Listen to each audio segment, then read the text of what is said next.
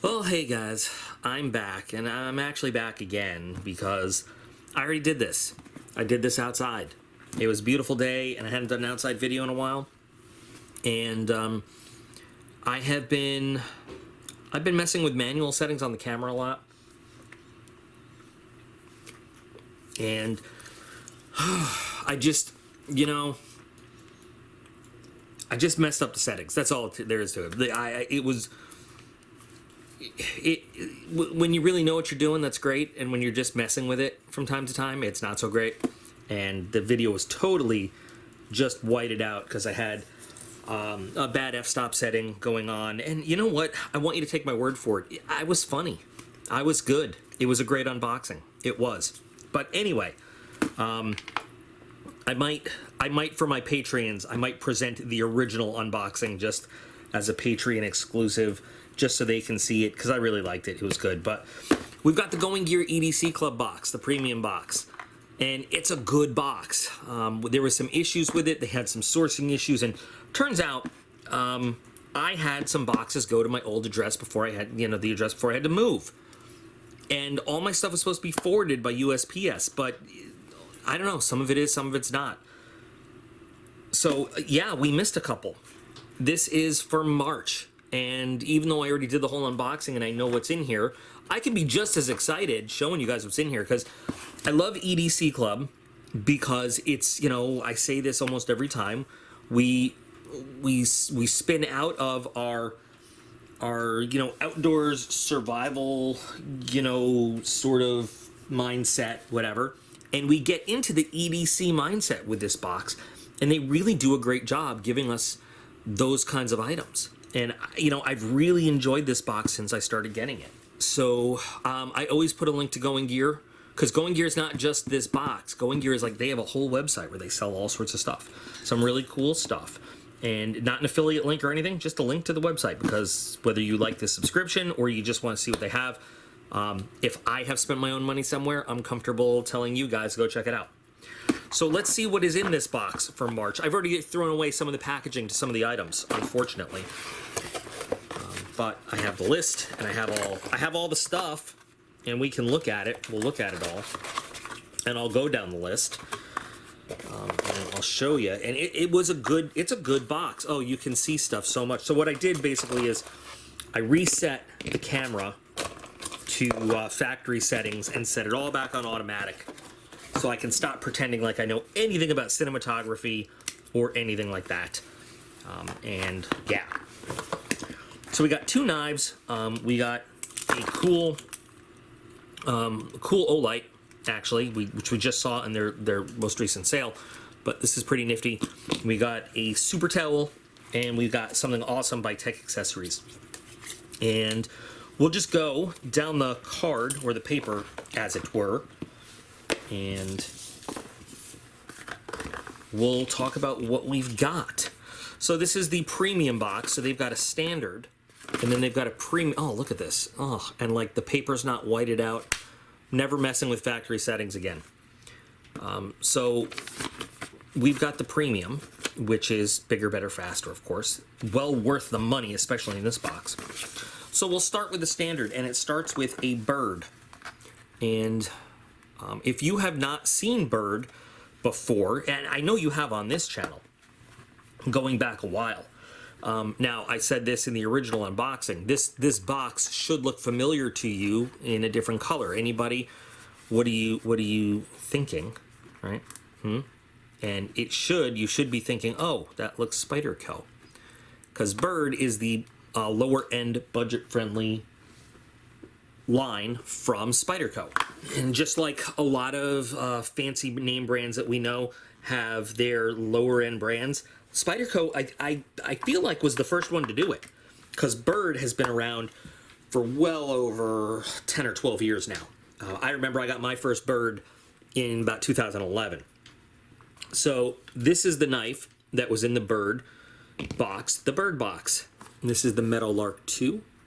Yeah. And I mean, you can see here, where is it? Spyderco Incorporated. So you're getting, when you buy a Bird, you're getting the quality and kind of obviously, as you can see, a lot of the design elements that come with the Spyderco. You're getting relatively lower end materials, right? And so instead of the Spidey hole, you can see here you've got like this bird shape. But if it just had a round hole, you could swear this was like a Delica, you know? If you look at it. It's even got the same kind of clip. A lot of them come in the plastic, the FRN that we see, like the lightweight Delicas and Dellas and Duras and everything. But it's a decent, for EDC size, I mean, it's pretty good. This one is a brushed stainless steel, which is very nice. Some of the higher end Spydercos have the stainless steel handle. This is 8CR13 blade steel, which again, EDC wise, it's decent. It's middle of the road, okay? It's gonna hold an edge for you decently. It's gonna give you decent corrosion resistance. I wouldn't leave it sitting in a puddle. I wouldn't leave it sitting in wet grass or anything like that. But if you use it and then just, you know, if it has a little moisture on it, just wipe it down real quick. And I mean, it's not going to rust just sitting in a sweaty pocket, you know, walking around all day. It's a decent EDC steel. Not great, decent. And I mean, that is super smooth, nice production standards. Like, I'm looking at it and I'm thinking to myself, where the hell are all the screws? Where are they? How is this thing held together? How is this thing held together? And I gotta tell you, I still really have not figured it out, except that it's like welded, or it almost looks like a single piece of steel, but it's not. You can see right there. It's got to be press fit together with some pins. I don't know, but it's, you know, 4-way positionable clip, just like most Spydercos. So they give this a value of $39.69, and you know what? That's not too bad, because once upon a time, the Spyderco Tenacious, which is made of similar steel, plastic handles, you know, whatever, that was a $25 knife. This guy, the stainless steel Meadowlark, $39.69, not bad. And it's basically, like I said, Spyderco, lower end product line for them. So cool knife to start with. Moving up, we have tech accessories. Now this came in this package. Now I've had tech accessories stuff before. They make a lot of glow in the dark stuff. A lot of the ones I've seen have been like small little fobs you can attach to stuff. I have one if I have my little tactical field notebook. I didn't have this outside, so this works out pretty nice. This is by Tech Accessories, and I've kept this. This has been on my little tactical field notebook forever. And so it's glow in the dark. This is aluminum or titanium. I can't remember. They make both. I don't remember which one this is. But they have their trademark thing is called Embright. I have a pita hair on it. It's very good. It's excellent phosphorescent photo, meaning you've got to give it light for it to charge up. But this is, what do they call this? The Beacon Morale Patch. So it is the size of a 2x3 morale patch. So, I mean, I could stick it on a notebook. You could put it on a uniform. You could put it on a tent. You could put it on a piece of gear, whatever. This also, it's acrylic kind of plasticky, so it cuts easily. You could take a little saw. You could cut this into smaller pieces and put it on multiple things. They also give you the backing. Now this is self-adhesive, but you could also sew this on if you needed to. And it's pretty cool stuff. What I had done earlier was I after the video, I took it inside and I let it just sit. I took it outside for 1 minute. I timed it 1 minute, let it sit in the bright sun, and I took it into a dark bathroom. There'll be a clip. Here, the clip is now. You can see how bright it is. So the follow-up after the main video, I took that outside and I timed it. This is 1 minute in the sun, and now I'm in a completely pitch black bathroom. And look at the light that this thing throws off. Can actually see in the bathroom. So I walked in. It's less than probably 20 feet, you know, to like the little half bath downstairs from the front door. Now, of course, this, fades, and then like all glow in the dark stuff, it fades and then reaches its, its long-term glow. And of course, because we're in a totally dark room, it's gonna look a little brighter on camera than it does in real life, but it's still, I can see things by the light of the glow. But they make the M-Bright stuff is very, very good glow in the dark stuff. So very awesome. All right, so these things are pretty useful. I, of course, am thinking, out in the woodsiness, in a military fashion. These are the kinds of things that we would use to mark areas. You could mark this. You mark your buddy if you're doing like a nighttime march, because these will show up great on NVGs. They're not going to show up on thermal because they don't generate any heat, but you can see it pretty bright. So they charge up, and all glow in the dark things look really bright right at first, but they lose the majority of the light that they're going to lose. They lose up front, and then they have their steady glow for hours and hours and hours. Does it say how long this lasts? No, it does. Up to 12 hours. It's going to keep that steady, more toned down glow for 12 hours. And in a dark environment, it's going to be enough. So, you can see it from maybe 5, 10, 15 feet away. Like I said, under NVGs, it's going to look much brighter, but you're not going to see it away from that. So, it's kind of a subtle, clandestine's not the word I'm thinking of, but less overt way to mark something. These are pretty good to have. I like them a lot. I love glow in the dark things. So, and you can use these in EDC roll too. I was thinking about putting it in the shop every once in a while. So the shop is in like an industrial kind of strip, and the power does go out from time to time. Be great to mark like in the dark where the office entrance is off of the work floor, just so I can follow the beacon to it and get in there. But anyway, this has a price of $18.95. I'm probably going to buy a couple more of these because they're cool and I like them. So yay. I'm going a little opposite today. This is now the like it side right here. And finally, there's the Matador Nano Dry Trek Towel, or what I like to call super towels. Now, it came folded in this awesome, let's see if I can do it again. It came in this nice little neoprene pouch, and I said immediately, well, there's no way in hell I'm going to be able to fold it up and get it back in there, because I'm not a very good... Things come in these great packages, these nice, nifty little holders, and I can never get them back in. Never, ever, ever. Maybe. Let's see. Yeah, hang on.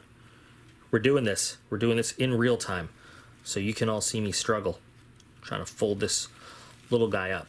Now, these little nano towels, or I call them super towels, they're... I don't know exactly what they are, but I have bought these and taken them on deployment, because when you're deployed, if you get to take a real shower, that's great. Now, see, I'm putting it back in, but it's not as neat. If you get to take just like a quick field shower, that's awesome. Now, this is not as neat as it was. But what you don't want to have in your gear, even if you just get to splash some water around and wash up, you don't want a towel, like an actual terry cloth kind of towel. These things are awesome because they absorb water really well. They dry fast, and you can, now this, in this nice neoprene cover, and it's got holes to help it dry out and everything, that's awesome, but when you are, and this could be an EDC thing. I know people like to carry hanks around and stuff. You could just as easily fold this thing, nearly dead flat, keep it in your pocket. If you're working in a hot, place, over the summer, it's getting warmer out, put some cool water on it. It'll absorb some cool water, wring it out, put it across your neck like one of those, frog talk things. If you've got a spill, man, these are great for spills with the kids because they absorb so much. Or if you, are a frequent hand washer, It's great to dry your hands on because you can just go and hang it up and it dries out real fast too. I love these kinds of things. Now I have, though, for the showering, you know, out in the field, I have a much larger size. They come in much bigger sizes. This is kind of a small size. But these things are so nifty to have. And the ones I have, I threw them in the wash. I've washed them 100 times and they still work really well every single time. So $18 for this. I think $18 is a little bit much. I mean, I'm comparing to ones I've bought on base. So of course they're going to be a little bit less expensive. I don't know how much the normal civilian price tag for these things are, but I love them. I love them and I'm not upset about it. Definitely will get used. And that's the thing. In these boxes, most everything is useful and gets used. So there we go. So that's everything in the standard box. That's the standard box from March. Let's go to the premium. And it starts with the Olight Gober Safety Light Kit. Now, just recently, Olight had a sale in March, and they sent me a sample of one of these to show you guys. Now, this is still not charged, okay? So I can't show you the operation, but in that Olight video, I did. So you can click on a link here and check out that Olight video and see how it all works. It's a pretty cool little light. It does red, blue, green, and some flashing. The kit they gave you, has 2 of them. And so you'd have to charge each one separately, but then it has a centerpiece. Now, the one that I had before just had this little clip. This is cool that it has both. And it has a little screwdriver, which the other one I had didn't have, and I'm wondering if that's just to get into the charging area. It's USB-C rechargeable, and it came with a charging cable. I can't seem to find it right now, but it's just a standard USB to USB-C charging cable. It takes about an hour to charge fully, but you get RGB, red, blue, green, and white lights, and then flashers on these things. And I think it does an SOS too. But these are, I mean, these are bright for their size, you know. If you're going to be going for a jog early in the morning or into dusk or at night, if you've got kids wandering around, if you're, you know, somewhere, I don't know, let's say you go to a car, somewhere public, keep track of the kids this way. Emergency, you know, signal or beacon, or whatever, just marking, you know, a campsite or something. And they've got, you know, their water resistance and stuff. I can't remember exactly. Let me tell you the IPX rating, because I don't remember. But yeah, constant on flashing mode, RBG transition, where they flash from one color to another. They'll do that for 28 hours. Nice. And then an SOS for 25 hours. It gives you 11 hours of just constant on white light. Anyway, IPX4. So not bad. Don't throw them into a puddle. But this is what the little screwdriver is for. So you could take this little bolt, the shackle bolt off if you wanted. Very interesting. Very interesting. And then you could put an air tag in it. Cool. I didn't look at that before. If you disassemble this and then open this, it's got space for an air tag in the middle. Okay, they've thought of a lot. Very interesting. So that's $29.95 for this whole kit, this whole setup here. So you've got 2 lights, you've got the belt clip, you've got this little mount that holds both of them, and you can put an air tag in it if you're into air tags. Sweet. And again, watch that video if you want to see the operation. Then the final item in the premium box is a Benchmade mini grip. And I had already said, I'll go over this again now. So one of the things people are really afraid of when buying a Griptilian is getting a fake one. And I just gave some hints on how you can tell. Number one, you're looking for the box and you're looking for this to be an actual stick-on label and not printed onto the box, because Benchmade doesn't do that with these. So make sure that you've got an actual label. Make sure it matches the knife you're getting, because a lot of times the fake ones just have like one label that they've copied over and over. So make sure that that's all proper. you know, that it matches what you got. Make sure that you have this foam on the inside, that it's not blue. They haven't used blue foam in a while. That it's 2 pieces, not one piece of, like, see how this is like made of multiple little granules, not just one piece of blue foam. Make sure that the box is black on the bottom. It has that in there. And that it, of course, comes with your access tag and your Benchmade care manual here. So, some ways to tell. Because there are other ways on the knife itself, but it would be easier. I'd have to have one to show you, you know, one-to-one. Anyway, so the Griptilian was my first Benchmade knife, a full-size Model 550. Way back when they still came in 440C, like way back when. A lot of people like the mini grips because they're very EDC friendly. I like the full-size grips because of my big-ass hands. Now, the 556 is a drop point blade. Again, I like the 550s because of the modified sheep's foot blade. I just like the blade shape better. But the only difference in all of the Griptilian family really is the blade, because all the handles are interchangeable. On the Benchmade website, they have the custom builder where you can pick your own colors and everything. And once upon a time, it was hugely expensive. You'd have to get custom-made scales if you wanted anything different, you know. Now, there's hundreds of options of aftermarket scales and everything else available. So you have these plastic scales, and they're tough, by the way. People have driven cars over them, trucks over them, hit them with sledgehammers and everything. You might crack the plastic, but the knife survives. It's got inset steel liners in there, and now standard steel is an S30v Blade. Like I said, it used to be 440C, then it was 154cm. Now S30v is their standard, and there are some where you can upgrade. You can even buy like handmade Damascus blades for more than the whole price of the knife, but that's whatever. Your clip is replaceable left or right. You can buy multiple clip options, all kinds of things, deep carry clips, little tiny compact clips, whatever you want. And the Benchmade was the very first knife, the Griptilian anyway, to have the axis lock. Now, when we unboxed the other day, I've been carrying this ever since. When we looked at the Kaiser Azo Drop Bear, we talked about, just to reinforce, so the patent on the axis lock is long expired. The trademark is on the axis lock name. So you'll find many other knives with this lock mechanic, but they'll call it different things. But Benchmade is the original axis lock knife. When these come, so they've got phosphor bronze washers in there, which is still a classic, high-quality way to make a knife.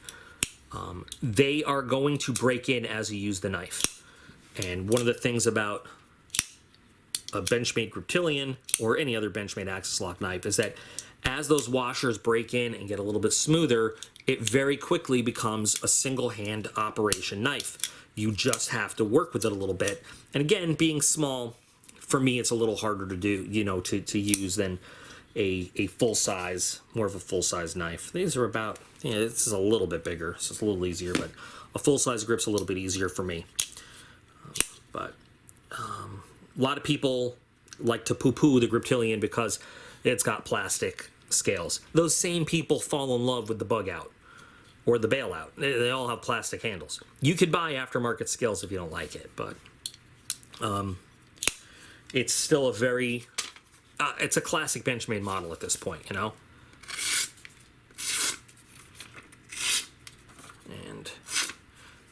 that didn't go well. There we go. Believe it or not, I feel like the bird edge is just a little bit more refined than the Benchmade edge, but they're both excellently done. There is a little bit, if you take a look at the two bevels there up near the tip. Not exactly even, but still.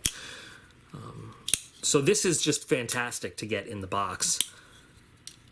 This is absolutely, they give it a value of $144, and that's not even an MSRP.